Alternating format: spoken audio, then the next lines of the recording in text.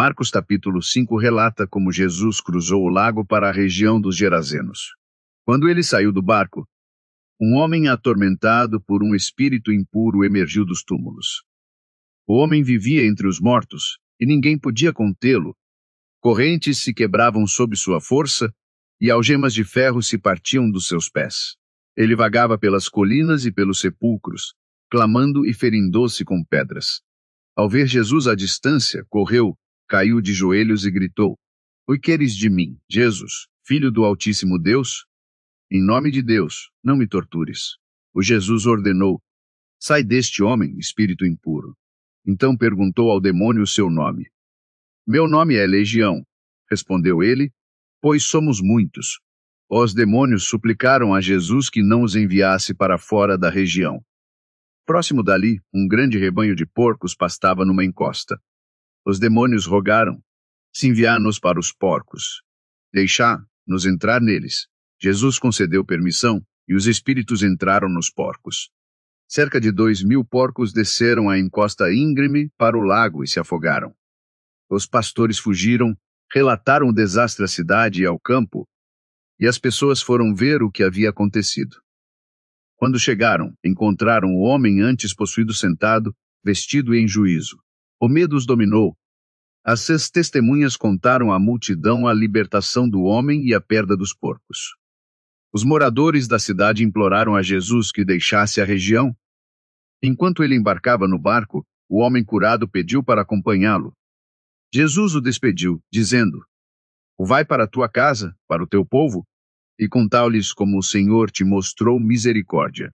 O homem obedeceu, espalhando a notícia por toda a Decápolis, e todos os que ouviram ficaram admirados. Jesus cruzou o lago novamente, e uma grande multidão se ajuntou à margem. Jairus, líder da sinagoga, prostrou-se aos pés de Jesus e implorou: "Minha pequena filha está morrendo, por favor, vem e impõe-te sobre ela para que viva." Jesus foi com ele, seguido por uma multidão de pessoas. Entre a gente estava uma mulher que havia sofrido de sangramento por 12 anos. Ela gastara todo o seu dinheiro com médicos, porém a sua condição piorava. Crendo que tocar a veste de Jesus a curaria, aproximou-se discretamente e tocou a roupa. Imediatamente o sangramento cessou, e ela sentiu o seu sofrimento desaparecer. Jesus percebeu que o poder havia saído dali e perguntou: "O quem tocou nas minhas vestes?" Os discípulos responderam: "Ouveis a multidão apertando-te? Como podes perguntar quem te tocou?" Contudo, Jesus continuou a olhar. A mulher, tremendo de medo, aproximou-se, prostrou-se aos seus pés e confessou o que havia acontecido. Ele disse: "Filha, a tua fé te curou. Vai em paz, livre do teu sofrimento." Enquanto ele falava, chegaram pessoas da casa de Jairus, anunciando: "A tua filha está morta, por que incomodar o mestre?" Jesus ouviu-as e disse: "Não temais, apenas crede." Permitiu que somente Pedro, Tiago e João, irmão de Tiago, o seguissem até a casa. Dentro, encontrou enlutados lamentando. Perguntou: "Por que tanto alvoroço? A criança não está morta, mas dorme." Eles riram. Tomou os pais da criança e os 3 discípulos, aproximou-se da menina, tomou-a pela mão e disse: "Em talita com", "Menina, levantar-te." Instantaneamente a menina de 12 anos se levantou e começou a andar. As testemunhas ficaram atônitas. Jesus ordenou que ninguém contasse a ninguém e instruiu-os a dar à menina algo para comer. Marcos capítulo 6 começa com Jesus retornando à sua terra natal, acompanhado pelos discípulos. No sábado ensinou na sinagoga, e muitos ficaram admirados com a sua autoridade. Perguntaram: "E onde tirou estas coisas? Que sabedoria lhe foi dada?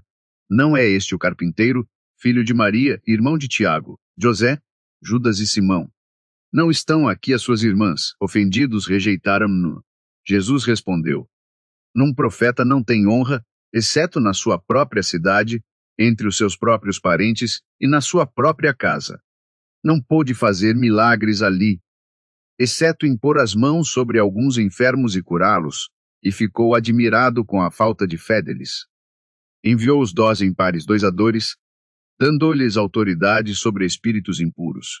instruiu-os: não levem nada para a viagem, exceto um cajado, nada de bolsa, nada de dinheiro nos cintos.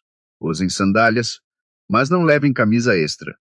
Quando entrarem numa casa, permaneçam lá até deixarem aquela cidade. Se algum lugar vos rejeitar, sacudam o pó dos vossos pés como testemunho contra eles. Pregaram arrependimento, expulsaram muitos demônios e curaram muitos enfermos com óleo. O rei Herodes ouviu falar de Jesus, e rumores se espalharam de que ele seria João Batista ressuscitado dos mortos, Elias, ou um profeta como os antigos.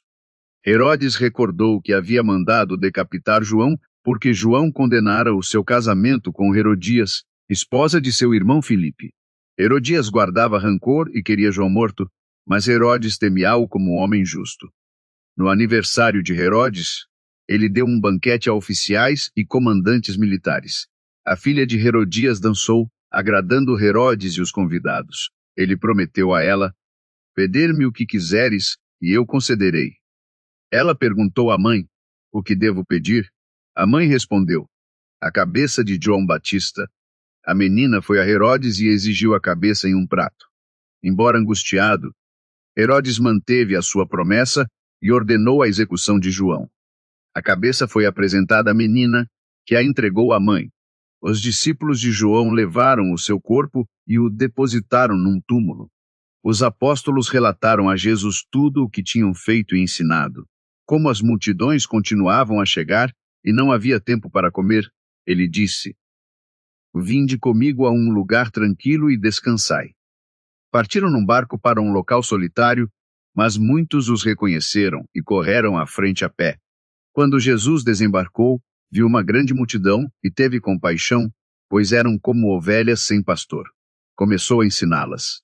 Era tarde, e os discípulos sugeriram mandar o povo embora para comprar comida. Jesus respondeu: vocês lhes dão algo para comer. Protestaram que custaria mais que um salário anual. Ele perguntou: quantas pães tendes? Encontraram 5 pães e 2 peixes. Instruiu a multidão a assentar relva em grupos de centenas e de 50. Pegando os pães, deu graças, partiu-os e entregou-os aos discípulos para distribuir, e fez o mesmo com os peixes. Todos comeram e ficaram satisfeitos. Os discípulos recolheram 12 cestos de pedaços partidos. Cerca de 5.000 homens comeram. Jesus enviou os discípulos adiante, no barco, para Betsaida, enquanto ele despedia a multidão. Subiu a uma montanha para orar. Naquela noite o barco ficou no meio do lago, e ele estava só em terra. Viu os discípulos lutando contra o vento. Antes do amanhecer, caminhou sobre as águas em direção a eles. Confundidos, acharam-me num fantasma e gritaram de terror. Ele disse: tomai ânimo, sou eu, não temais. Subiu ao barco, o vento cessou, e eles ficaram admirados, embora os seus corações permanecessem endurecidos. Chegaram a Genezaré, ancoraram, e as pessoas reconheceram Jesus. Corriam por toda a região, carregando os enfermos em macas para onde quer que soubessem que ele estava. Em aldeias, cidades e no campo, deitavam os doentes nos mercados, implorando tocar ao menos a borda da sua capa. Todos os que a tocaram foram curados. Marcos capítulo 7 narra o confronto com os fariseus e alguns mestres da lei que vinham de Jerusalém. Observavam que alguns discípulos comiam com as mãos impuras, não lavadas, violando a tradição do lavado cerimonial.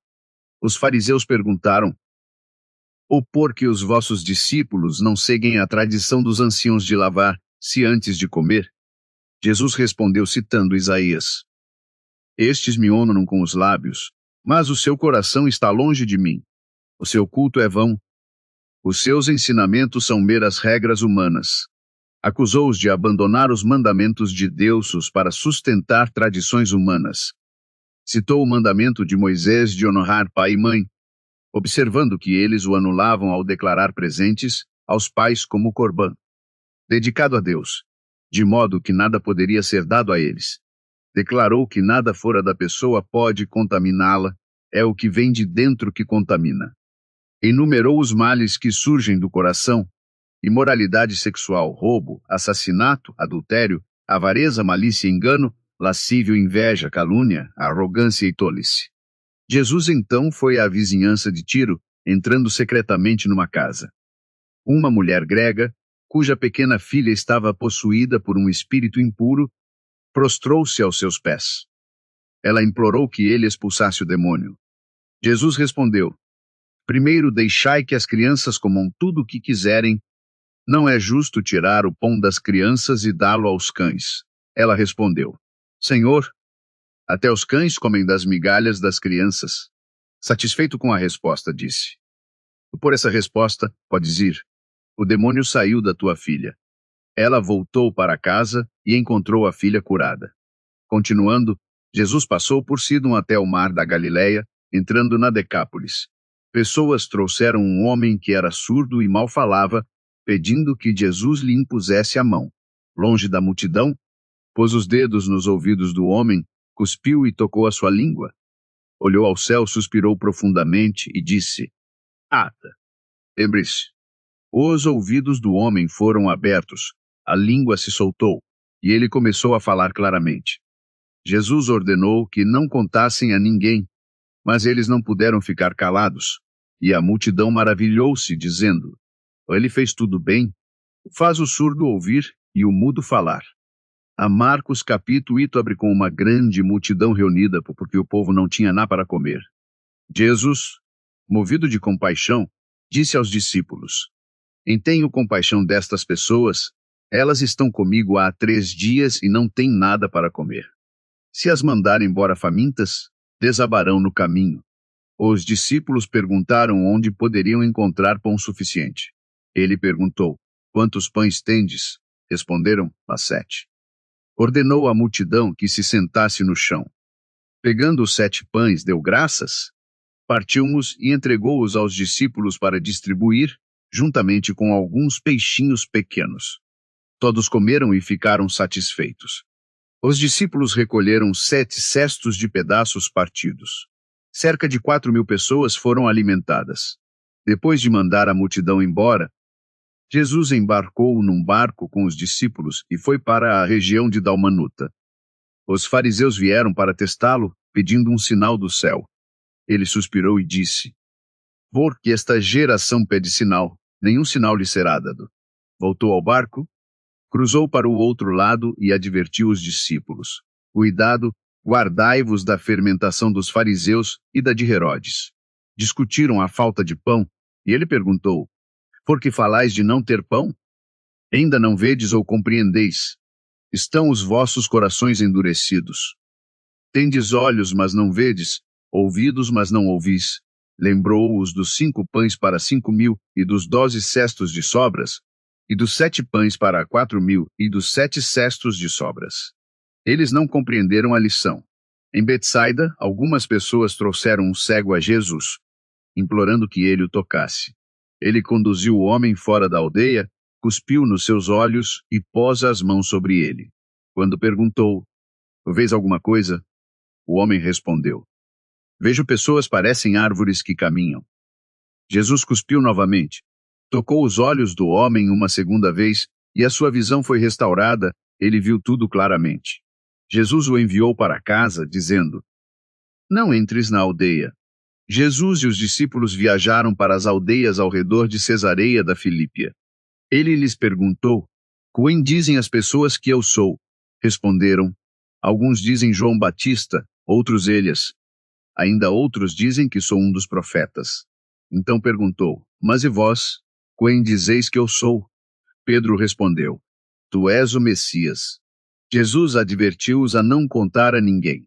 Começou a ensinar que o Filho do Homem deve sofrer, ser rejeitado pelos anciãos, sumos sacerdotes e mestres da lei, ser morto e ressuscitar após 3 dias.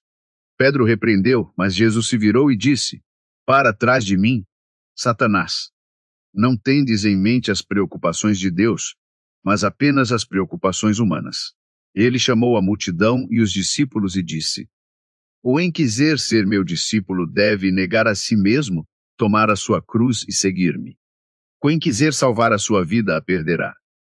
Mas quem perder a sua vida por mim e pelo evangelho a salvará. qual utilidade há de ganhar o mundo inteiro e perder a própria alma? Ou o que alguém pode dar em troca da sua alma? Se alguém se envergonhar de mim e das minhas palavras nesta geração adúltera e pecadora, o Filho do Homem se envergonhará dele quando vier na glória de seu Pai com os santos anjos.